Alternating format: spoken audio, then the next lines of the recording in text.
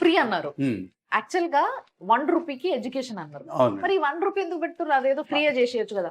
1 rupee అనేది తీసుకోకపోతే ఉమ్, free అని అంటే వాడు సెల్ఫ్ రెస్పెక్ట్ దెబ్బతింటుంది. ఉమ్, సో నీ వాడి అబ్బాయి ఏమనుకో స్టూడెంట్ ఏమనుకుంటాడు, నేను 1 రూపాయి చదువుకున్నాను, నాకాడ తెలివి ఉంది, నేను తెలివికల్లోని, నేను ఎగ్జామ్లో మంచి మార్కులతో పాస్ అయ్యాను, కాబట్టి 1 రూపాయి చదివి నేను చదివించుకున్నా, వాడి సెల్ఫ్ రెస్పెక్ట్, ఆ బాబు స్టూడెంట్ యొక్క సెల్ఫ్ రెస్పెక్ట్ ఇక్కడ దెబ్బతినకూడదు. నేను వాడికి అయితే ఫ్రీ చదివించినట్టు అన్నా ఇది కూడా ఇది కాకూడదు. రూపాయి అందుకోసం తీసుకుంటున్నాను, కానీ ఆ రూపాయి వల్ల మీకు తెలుసు ఇవాళ ఏమీ రాదని కూడా. స్టూడెంట్ యొక్క సెల్ఫ్ రెస్పెక్ట్ పేరెంట్స్కి కూడా, ఉమ్. నేను మా అబ్బాయిని 1 రూపాయి చదివించుకున్నాను, మా అబ్బాయి డాక్టర్ అయ్యడం, వాళ్ళకు కూడా గర్వంగా చెప్పుకోవాలంటారు. చెప్పుకోవాలనే ఆలోచనతో పెట్టిన రూపాయి ఇది. అండ్ సార్ నాకు ఇంకొక డౌట్ ఉంది.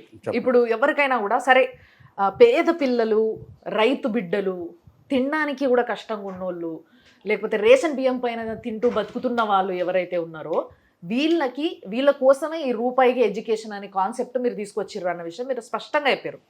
కానీ వీళ్ళని ఎట్లా సెలెక్ట్ చేసుకుంటారు? పిఆర్ ఉన్నారు ఓకే, బట్ ఏంది మీ ప్రాసెస్ ఏంది? ఏడికెళ్ళి పట్టుకొస్తారు? ఎట్లా సెలెక్ట్ చేసుకొని తీసుకొచ్చి ఇక్కడ చదివిస్తారు రూపాయికి? ఒక స్కూల్లోకి వెళ్తామండి, అక్కడ ప్రిన్సిపాల్తో మాట్లాడి ప్రతి ఊరికి వెళ్ళేసి ఆ ఊళ్ళో టాప్ స్కూల్ ఏది ఉంది ఆ స్కూల్లో పిల్లలు పేదవాడైతేనే కాదండి, పేదవాడైతేనే మనం ఎదగాలి, వాళ్ళలో చదివే క్యాపబిలిటీ ఉండాలి. నేను డాక్టర్ని కావాలి, ఇంజనీర్ కావాలనే ఆలోచన తపన వాళ్ళలో ఉండి 10th కూడా మంచి మార్కులతో ఉండగలిగితేనే మనం ఇవ్వగలం. అందరిని ఇవ్వాలంటే వాడు మీకు తెలిసి వాళ్ళు మొత్తం ఇస్తారు. నేను ఇస్తుంది ఎంత 30%, అంటే 100కి 30 మందికి నేను ఈ విధంగా చదివించుకోవాలనుకుంటున్నాను.